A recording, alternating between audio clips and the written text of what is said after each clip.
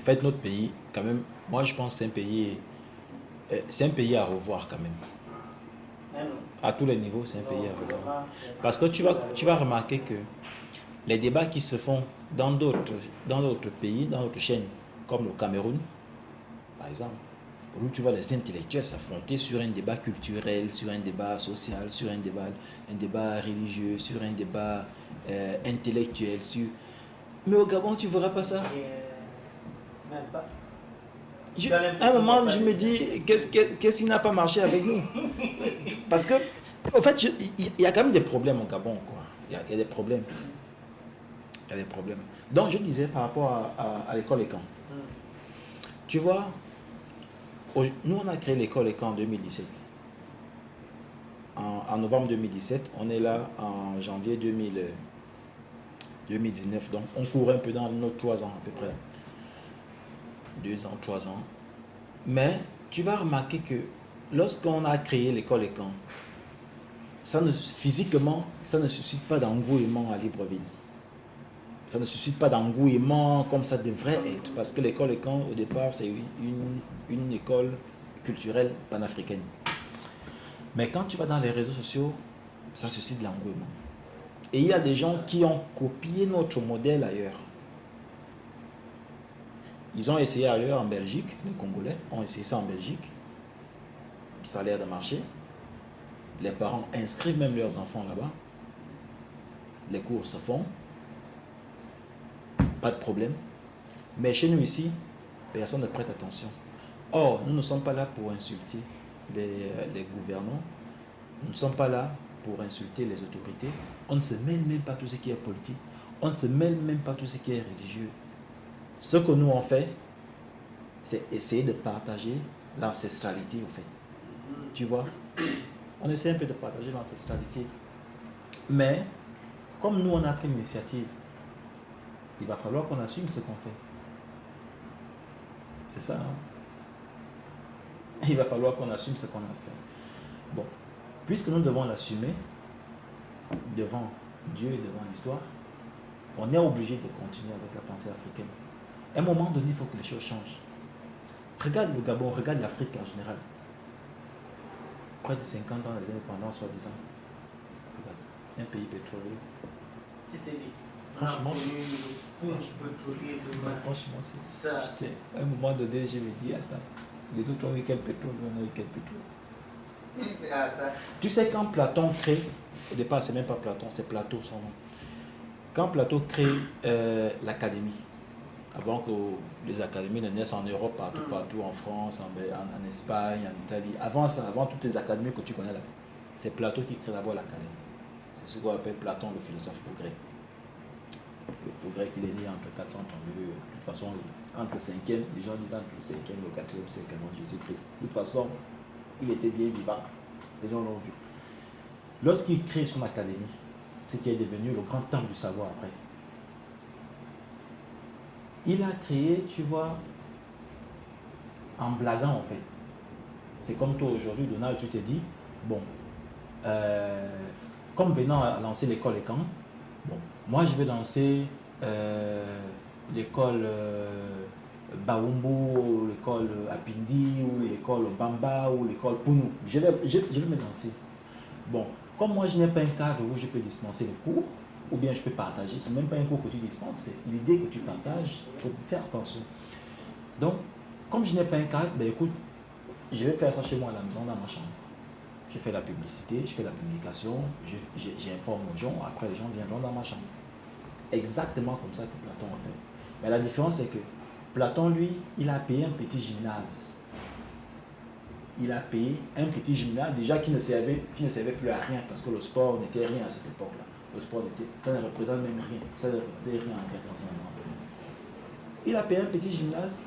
C'est comme toi, un petit gymnase d'à côté de Nzangon, là où, je ne sais pas, un petit gymnase d'une école primaire. Il a payé pour partager son savoir. Et quand il paye le gymnase, il commence à dispenser sa connaissance, il commence à dispenser ses cours, il commence à partager sa vision des choses, il commence à propager l'idéologie de justice, du droit, de la vérité.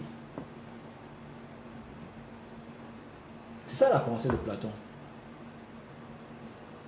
Mais n'oublie pas, là où il a acquis ces connaissances-là, c'est ça aussi qui est intéressant.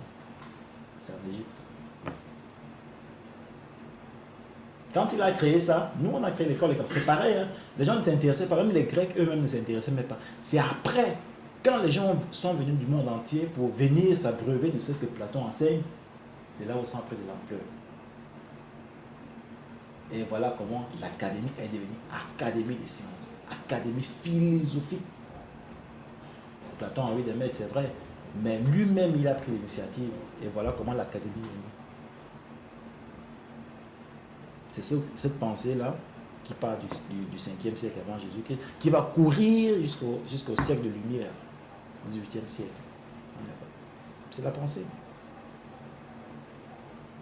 Après, maintenant, les sociétés se créent comme aujourd'hui, là, où tu as des sophistes, tu as des athéistes, tu as plusieurs courants philosophiques. Voilà comment ça se crée. Donc, nous, on a créé l'école. Et on pense que demain, après-demain, cette école-là pourra devenir une grande école. Et ça va le devenir l'école des temps. Moi, je crois que ça va le devenir. Là, on a commencé. On a commencé à moins d'élèves, à moins des apprenants. Et au fur et à mesure qu'on avance, des gens arrivent. Mais je sais qu'un jour, il y aura une génération de jeunes qui viendront nous renforcer. Après, les pouvoirs publics prêteront attention à ce qu'on fait.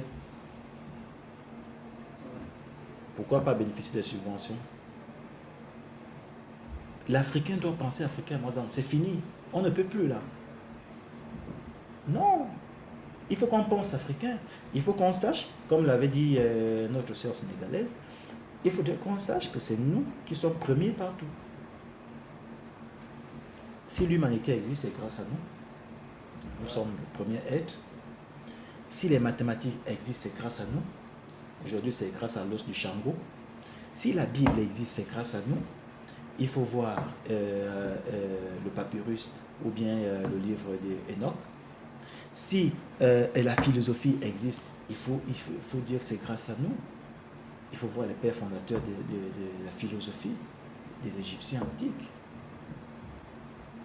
Si le mystère de la réincarnation de la divinité existe, tout ça là c'est grâce à nous. Il faut dire Osiris ou Horus. Il ne faut jamais oublier ça. Si la société même existe, il faut voir ce que les gars ils ont fait en Égypte antique. Et l'Égypte on parle, ce n'est pas l'Égypte d'aujourd'hui, parce que les gens aussi font confusion. Ce n'est pas l'Égypte d'aujourd'hui. L'Égypte dont on parle, c'était pratiquement un continent.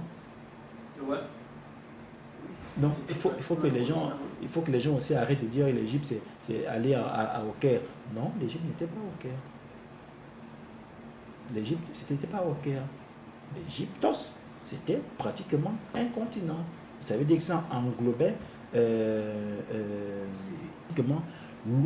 l'est de l'Afrique jusqu'au centre sud.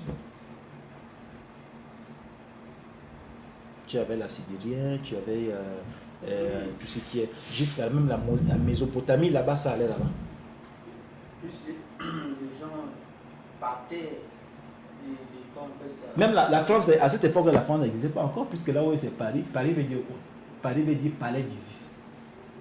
Palais d'Isis. Ça veut dire que c'est là-bas la reine ou bien la divinité dormait. C'est pour cela que cette ville est une ville culturelle. C'est ce qui veut dire Paris. Tu crois que les gens là, ils ont fabriqué le nom. Et tout ça là, on va en parler à l'école.